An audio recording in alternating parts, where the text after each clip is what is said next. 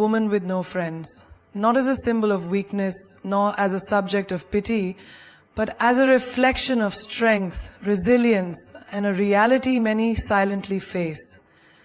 There is a common misconception in society that being alone means being lonely, especially when it comes to women.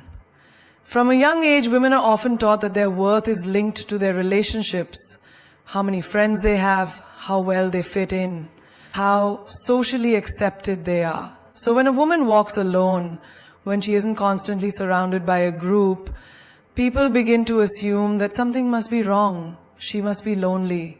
She must be unhappy. But that assumption couldn't be further from the truth. Solitude and loneliness are not the same. Loneliness is a feeling of being disconnected, even in a room full of people. It is the ache of not being understood, not being seen, or not being truly valued. Solitude, on the other hand, is a conscious choice, a space of calm, of reflection, of self-connection. It is the ability to sit in silence and not feel empty. It is walking through life without the constant need for validation or approval from others. A woman who embraces solitude often does so because she has learned the value of her own company. She knows that peace is not something found in the noise of others, but in the stillness within herself. She is not lonely, she is focused. She is not excluded, she is intentional. Her alone time becomes her reset button, her sanctuary, her place to heal, dream, and think freely. And in that solitude, she may discover things that are harder to find in a crowd: clarity, confidence, and the freedom to truly be herself without compromise. To mistake her solitude for sadness is to misunderstand her entirely. She may not have a crowd around her, but she has something far more powerful: self-awareness, peace of mind, and a life that is not built around pleasing others, but around honoring herself.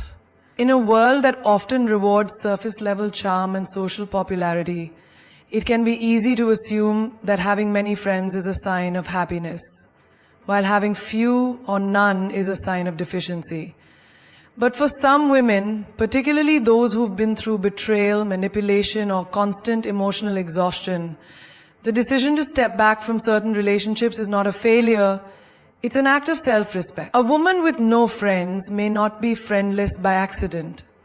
She may be selective, not because she thinks she's better than others, but because she's learned, often through painful experiences, that not everyone deserves access to her world.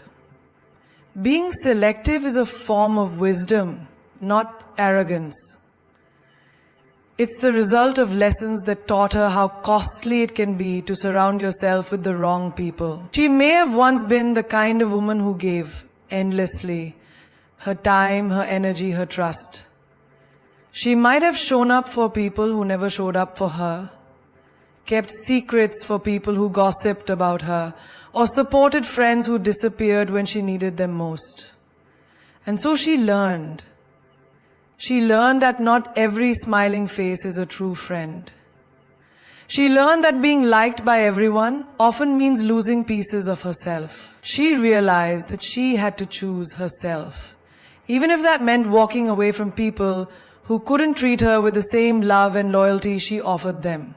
Being selective also means she no longer entertains half-hearted friendships, where the connection is based more on convenience than care. She no longer tries to force conversations, fit into cliques, or pretend to enjoy relationships that feel shallow or one-sided. She has realized that peace is more important than popularity, that honesty is more valuable than approval. Her selectiveness is also a reflection of her growth. To many, her circle may look empty, but in truth, it's just not crowded, because she knows. It's better to walk alone with integrity than to stand in a crowd that doesn't truly see or support her. Her selectiveness is not a wall, it's a filter, a way to protect the space she's finally learned to value. Her mind, her heart, and her energy. In a society where numbers often seem to define worth, how many likes you get, how many followers you have, how many people you can call your friends. It's easy to forget that more isn't always better.